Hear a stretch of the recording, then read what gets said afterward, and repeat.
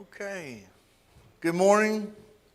Hey, welcome to Eastridge Church of Christ. We're so glad you are here. If you're visiting with us, we're glad you're here. And hopefully we'll get to meet you and you'll come again and visit with us and be with us, worship with us.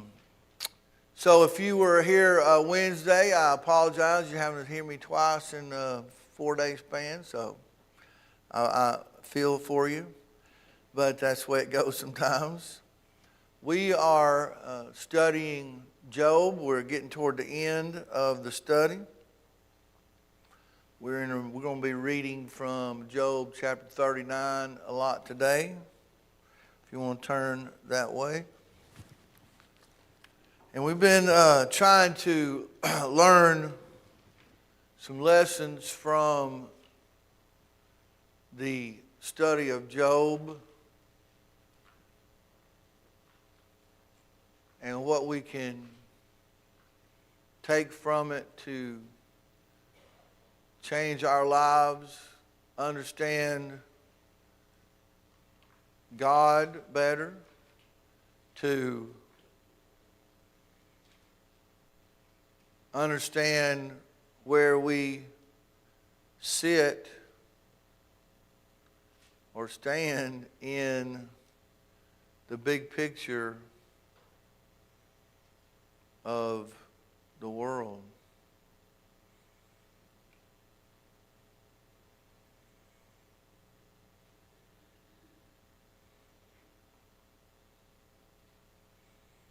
Last week we talked about the fact that even though people believe something to be true does not make it true. Just like Job and his naysayers, I guess you could say. We talked a lot about truth and the fact that there is only one truth in the world and existence. And how God answered Job and asked him some questions. That's where we are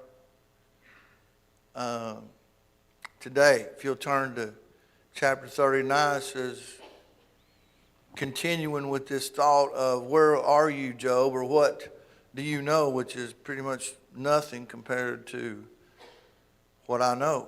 Do you know the time when the wild mountain goats bear young, or can you mark when the deer gives birth?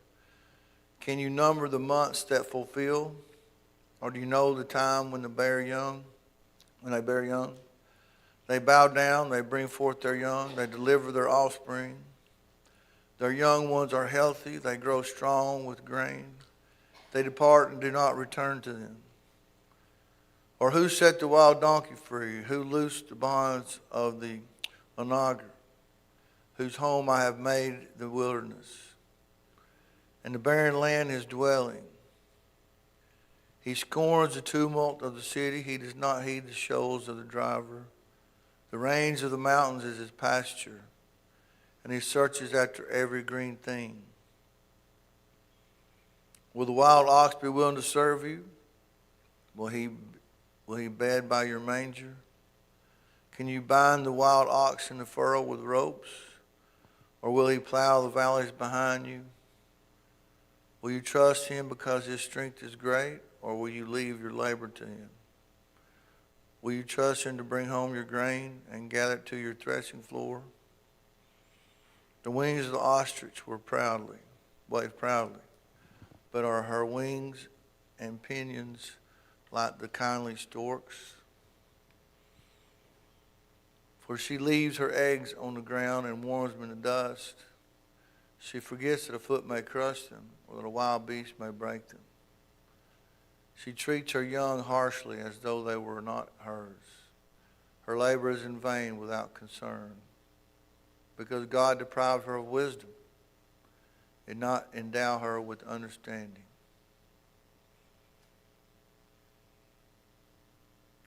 You know, that's one thing that separates us from, obviously, the animal world is our ability to understand and reason and have intellectual thought. Some people think animals have that, but they don't. And they are living under a different law of nature, and we're above that law of nature. And as one of the great proofs that God does exist, I think I've talked about this before, but where would you be if there were no laws? Would you be alive today? You probably wouldn't. We're not the strongest or the meanest or the toughest probably in this room than the world, and that's who would reign, or we would be a slave to them, one of the two. So we should be grateful that God did give us understanding and thought and intellect to know the power of God. Do you think about it ever? Does it ever cross your mind just how awesome God is?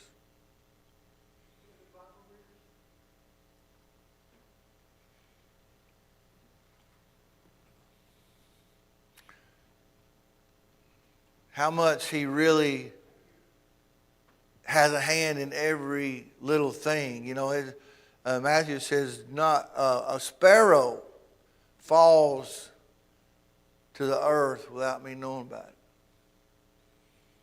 I mean, not a single bird, not a single creature goes without Him knowing and Him acknowledging it. We can't really comprehend that, can we?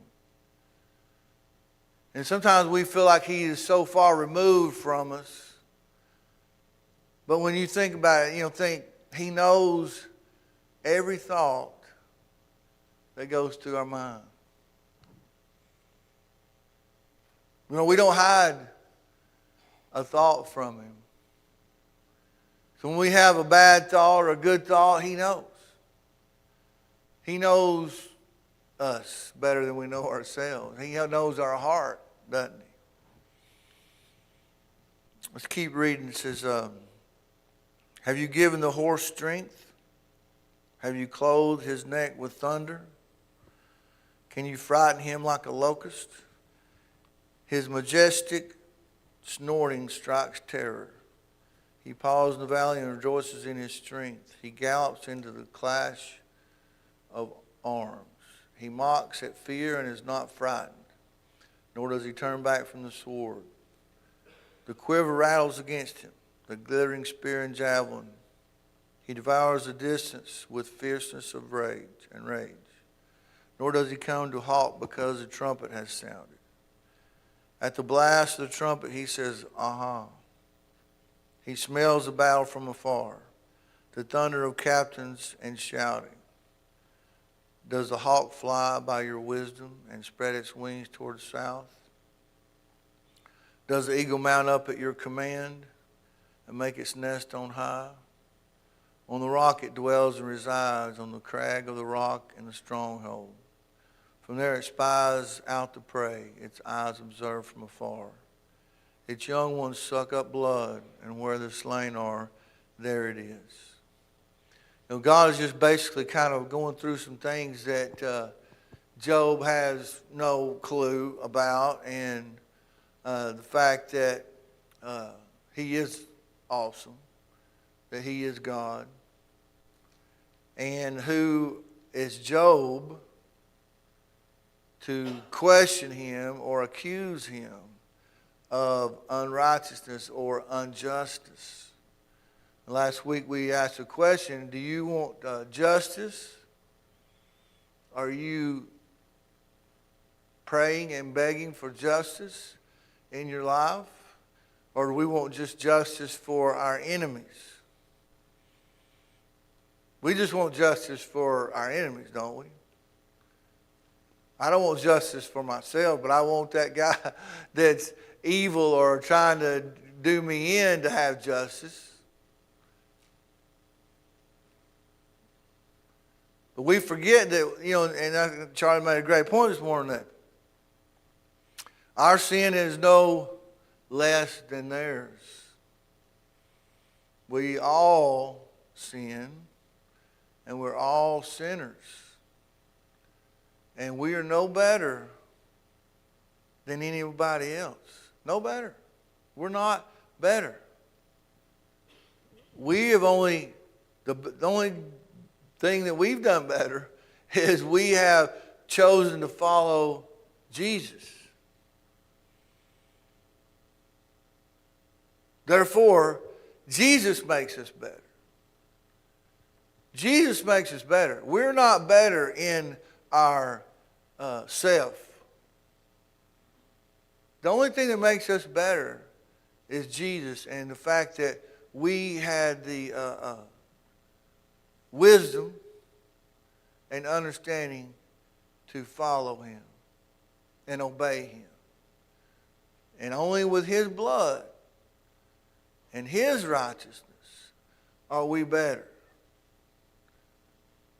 We need to remember that. We need to be humble in the fact that we were once just plain sinners with no salvation also.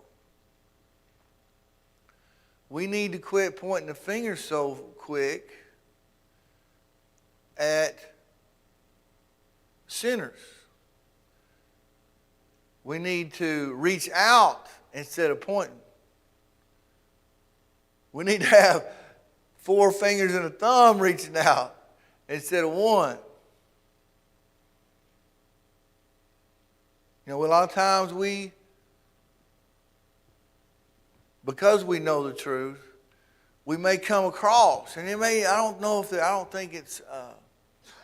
definitely don't think it's purposeful. But I think that we sometimes, because we're saved, because we know the truth, we might come off as being better than you, so to speak. And that's hard. I mean, it's hard sometimes when you talk to people, and you know, that's not to say that we shouldn't speak the truth. That's not what I'm saying. I'm saying that we must be humble in our approach. Humble, because we are no better than them. Moreover, the Lord answered Job and said, "Shall the one who contends with the Almighty correct him? He who rebukes God, let him answer." So, you know, he told in chapter 38, he said, "Hey, put your big boy pants on and stand up like a man, because I'm fixing to get some answers from you." Paraphrasing, but that's kind of what he said. And so then I'm going to say, I'm sure Job, can you imagine God talking to you like that? Basically calling you an idiot, which we are, comparatively. I mean, can you imagine what Job is thinking? Oh man, he's fixing to kill me. Tear me apart. I don't know what he's thinking. Then Job answered the Lord and said, "Behold, I am vile. What shall I answer you? I lay my hand over my mouth. Once I have spoken, but I will not answer. Yes, twice, but I will proceed no further." Well, that's about the best thing he probably could have said.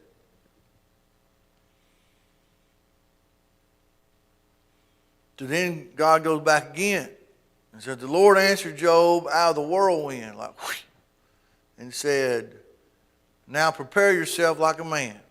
Again, "I will question you, and you will answer me. Would you indeed annul my judgment? Would you condemn me that you may be justified? Have you an arm like God? Or can you thunder with a voice like his?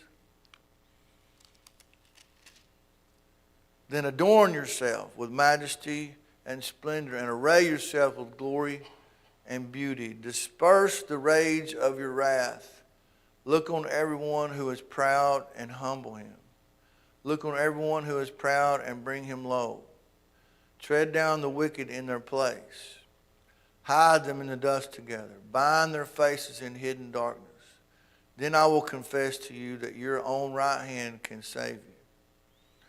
Look now at the behemoth, which I made along with you. He eats like an ox, grass like an ox. See now, his strength is in his hips, and his power is in his stomach muscles. He moves his tail like a cedar. The sinews of his thighs are tightly knit. His bones are like beams of bronze.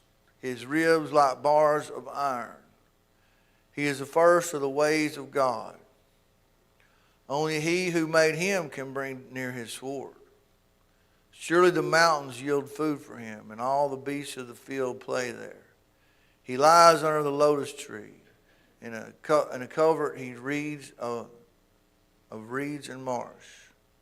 He lies underneath the lotus tree in a covert of reeds and marsh. The laws trees cover him with their shade. The willows by the brook surround him. Indeed, the river may rage. He is not disturbed. He is confident.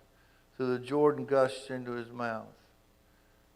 Though he takes it in his eyes, or one pierces his nose with a snare. The behemoth, of course, we don't know exactly what that is, but many people, scholars, some say like an elephant, but I'd believe it to be some sort of dinosaur, and huge. But the point is that he is huge, and that Job would not be able to contend with a beast. The word behemoth means beast, by the way. So he would not be able to contend with a beast like the behemoth. Only God could control it and, of course, destroy it. So, once again, he's just showing his greatness and how incredible he is in the fact that we can't really comprehend it. Not really. And then he talks about Leviathan in chapter 41. Can you draw out Leviathan with a hook? Or snare his tongue with a line which you lower? Can you put a reed through his nose or pierce his jaw with a hook? Will he make many supplications to you? Will he speak softly to you? Will he make a covenant with you? Will you take him as a servant forever? Will you play with him as with a bird? Or will you leash him for your maidens? Will your companions make a banquet of him? Will they apportion him among the merchants? Can you fill his skin with harpoons, or his head with fishing spears? Lay your hand on him. Remember the battle, never do it again. Indeed, any hope of overcoming him is false. Shall one not be overwhelmed by the sight of him? No one is so fierce that he would dare stir him up. Who then is able to stand against me? Who has preceded me that I should pay him? Everything under heaven is mine. I will not conceal his limbs, his mighty power, or his graceful proportions. Who can remove his outer coat? Who can approach him with a double bridle? Who can open the doors of his face with his terrible teeth all around? His rows of scales are his pride, shut up tightly as with a seal. One is near another, that no air can come between them. They are joined to one another. They stick together and cannot be parted. His sneezing flashes forth light, and his eyes are like the eyelids of the morning. Out of his mouth go burning lights. Sparks of fire shoot out. Smoke goes out of his nostrils, as from the boiling pot and burning rushes. His breath enkindles coals, and a flame goes out of his mouth. Strength dwells in his neck, and sorrow dances before him. The folds of his flesh are joined together. They are firm on him and cannot be moved. His heart is hard as stone. even as hard as the lower millstone. When he raised himself up, the mighty are afraid. Because of his crashings, they are beside themselves. Though the sword reaches him, it cannot avail, nor does spear, dart, or javelin. He regards iron as straw, and bronze as rotten wood. The arrow cannot make him flee. Sling stones become like stubble to him. Darts are regarded as straw. He laughs at the threat of javelins. His undersides are like sharp potsherds. He spreads pointed marks in the mire. He makes the deep boil like a pot. He makes the sea like a pot of ointment. He leaves a shining wake behind him. One would think the deep had white hair. On earth there is nothing like him, which is made without fear. He beholds everything. He is king over all the children of pride. The Leviathan, is supposed to be, nobody really knows what it is, but kind of like a dragon. And the fact that, I think there's possibility, or scientifically there is a possibility that this creature could breathe fire and make explosion. The bombardier beetle would be a tiny, small example of that. If you've ever seen any video, you can look it up on YouTube. The bombardier beetle will explode and it spits out fire. It's just, it happens. And it's a defense mechanism. And this, of course, God can make anything. And this creature, the Leviathan, supposedly could breathe fire and was some kind of sea creature. It's funny how most cultures way back even talked about dragons, and dragons were a part of culture. So obviously we have no example of it today, but definitely could have existed. I believe did exist because it's written in the Bible, and the fact that it's scientifically possibility, and we have a living example of that today, just a tiny, tiny, tiny version. So, do you believe that God can do anything? When you think about the universe, and you think about how big and great God is, and how, we really don't understand. We understand what a light year is, but that's just something we kind of made up to talk about time and distance, and how incredibly immense our own solar system and our own existence is. But then you think about it goes past ours. It goes, we can't really wrap our mind about it. And you think about, how little, you think about how big the earth is, and then how little it is comparatively. And then you think about how we are on the earth and how tiny we are. God does not need us. He doesn't need us. He wants us. That's the only reason we're here. There's a big difference. There's a big, huge difference. He does not need you. He does not need me. He wants me. And that should make me feel good. That should make me feel great. The fact that He gave me an opportunity to live eternally with Him. Are we grateful for that opportunity?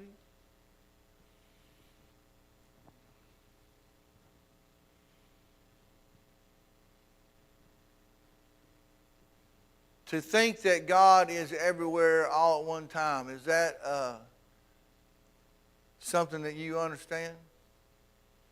Omnipotence? No, probably not. I don't really understand it either. I mean, His presence is everywhere.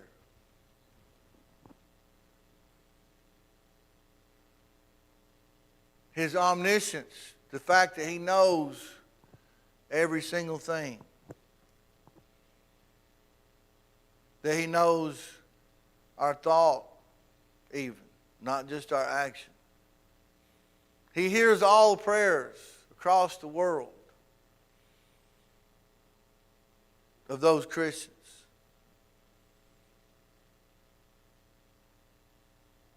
Can you even comprehend that? He's dealing with how many Christians are in the world? About 2 million. All the ones that are praying, He hears every one of them.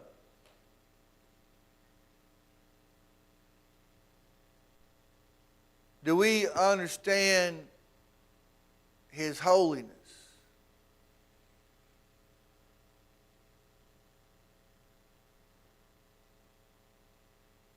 You know, we don't even talk much about holiness. What is holiness?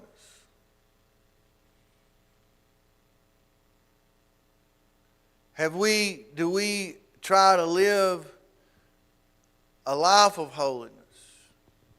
Does it even come through our minds to be holy? Can we submit fully to God's Word? Is that actually a possibility? I do believe it is a possibility. When God commands us to be holy.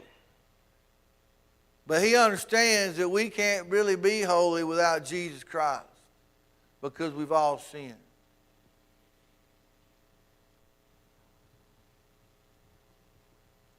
Can we comprehend His love for us?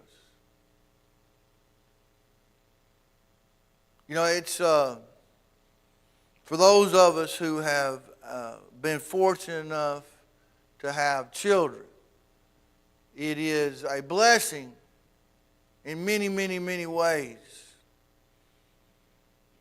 But one way that it is a blessing is you kind of get just a little smidgen of the love that God must have for us. You get a little taste of that because this child is yours, and you're responsible for it, and you want it to grow up and do well and be happy, and you kind of get God's side of it from our standpoint.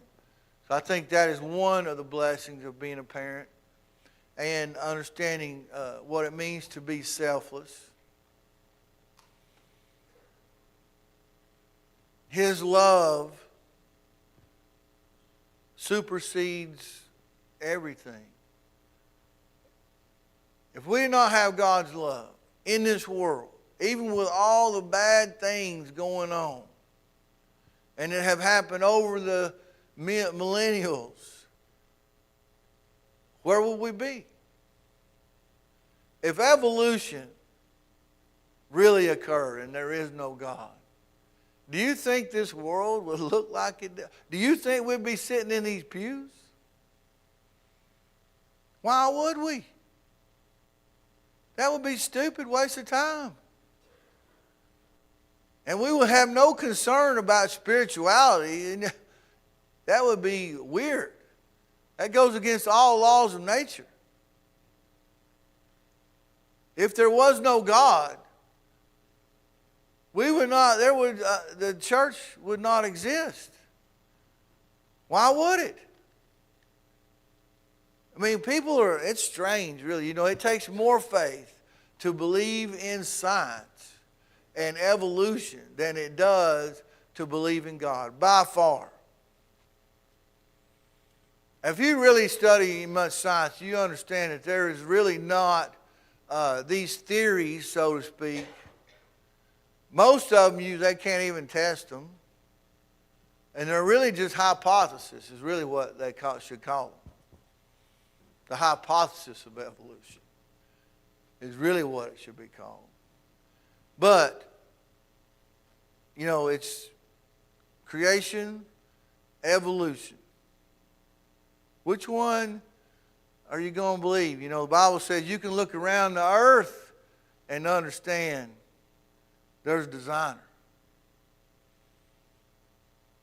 You're not going to throw out some piece of metal or across a carpet and it's going to roll together in a watch. I don't care how many times you do it. You could throw it 10 trillion times and it's never going to make a watch, folks. Never. Ever. It's not happening. So, the fact that God's love is here on this earth, the whole concept of love is from God. The concept of love is from God. Do you love God? Do you love your wife? Do you love your children?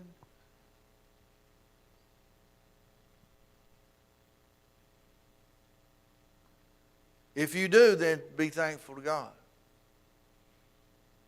Because if it weren't for God, there would be no reason for love.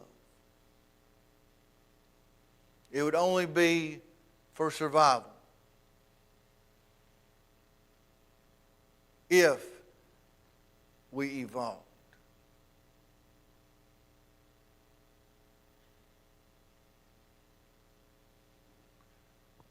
Let's look at chapter 42. Job answered the Lord and said, I know that you can do everything, and that no purpose of yours can be withheld from you. You asked, who is this who hides counsel without knowledge? Therefore I have uttered what I did not understand. Things too wonderful for me, which I did not know. Listen, please, and let me speak. You said, I will question you, and you shall answer me. I've heard of you by the hearing of the ear, but now my eyes see you. Therefore, I abhor myself and repent in dust and ashes.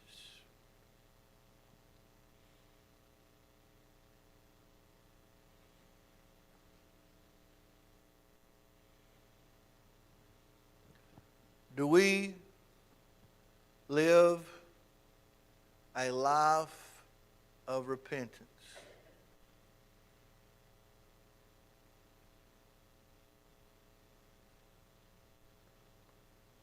Is that your outlook or your way of life, knowing that we sin often, more often than we should, or think probably even? And do you acknowledge that and try to turn your life toward God on a daily basis? Because we really all should have a mind toward God, and when sometimes we veer off the road, right? Like we quit thinking about God and we start thinking about ourselves and what makes us happy, what we need to do for ourselves, and we lose sight of the big picture, which is heaven.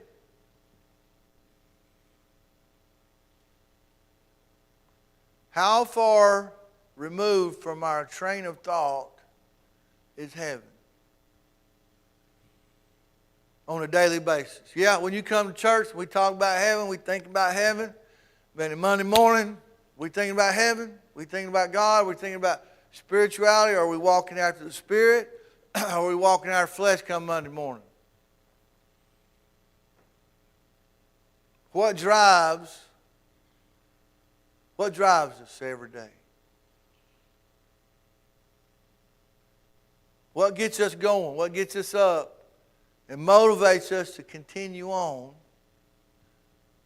Is it the fact that we know God is awesome and that we want to be with Him for eternity, which means I must repent and live a life of penance, knowing that I fall short of the mark and that the only saving grace that I have is Jesus Christ? Is that our life? Is that our mindset? Is that what we think about? What is on our minds? What's on our minds every day? I don't know. Everybody's different. Everybody's in a different place, you know. Some people are close to God. I've been on a roller coaster in my spiritual life, my whole life. Sometimes I'm close, sometimes I'm in the valley. And I'm not bragging about that. I'm just saying that's the honest truth. And I need to be on the uphill swing all the time. I need to be trying to get close to God. But sometimes, I've run away from Him. He might want me to do something I don't really want to do right then. Are you like that? Are you like me, or am I just a weirdo? Probably a little both.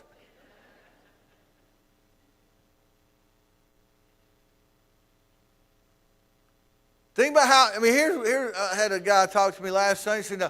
He said, man, your lesson was awesome. I was thinking about how pathetic I am, when I complain, and I think about Job and how good a person Job was. And if I compared myself to Job, I fall way short of that mark.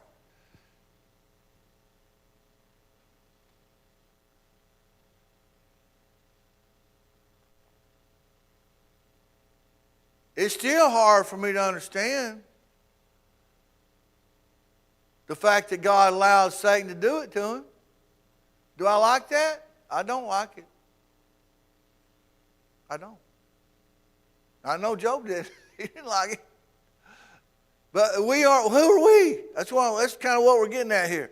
Who are we to question God? We are nobody. We need to shut that mouth. And trust God. That whatever happens, it's His to decide. Yes, Neil.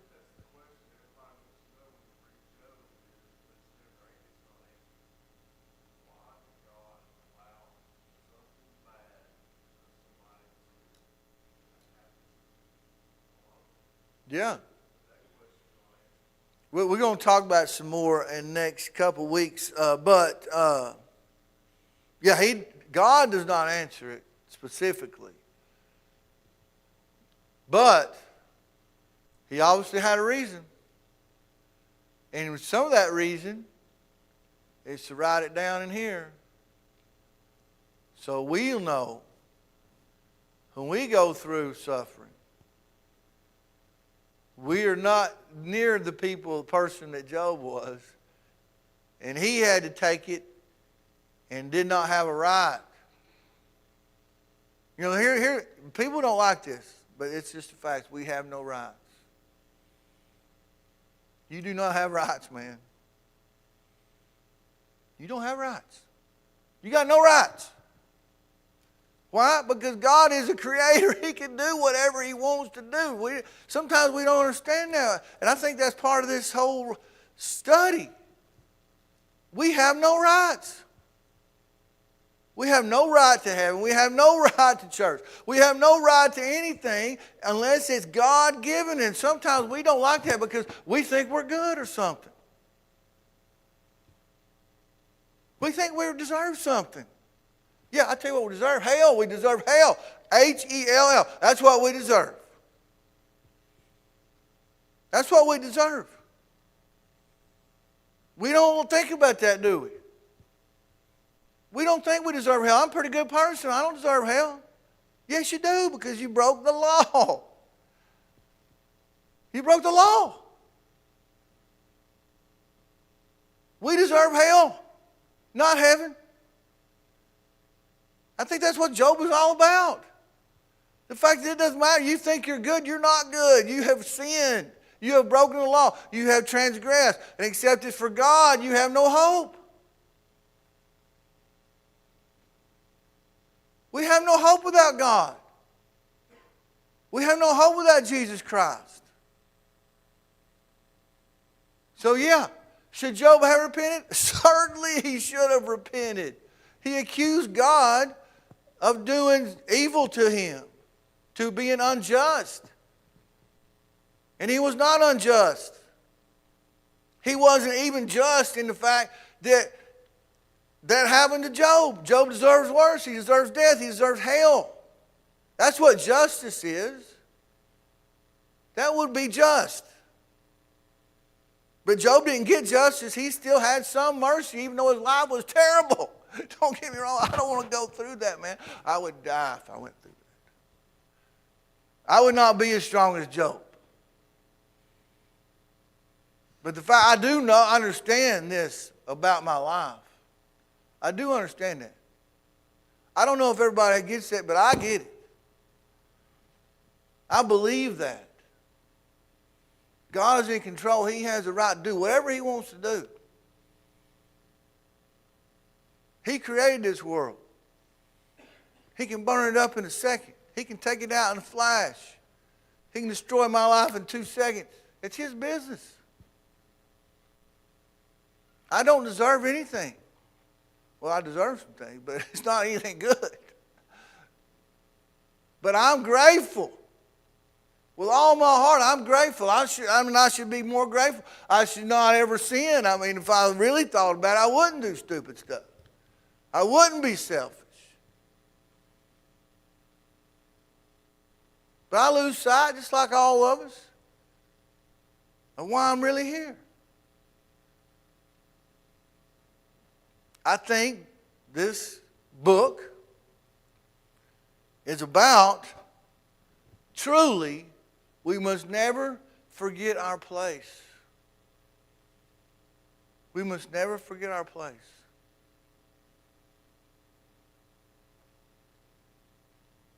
Because when we do, we get prideful. We get prideful. Are you prideful when it comes to your salvation? Am I? I hope that has been illustrated throughout this book. We'll finish the book up. We're going to do a couple lessons on relationship of Satan, God and Satan, and to kind of go along with this study. And we'll do a lesson on the science in the book of Job. And some of these last things we'll touch on some more of that. But I appreciate you being here, and thank you, and God bless you.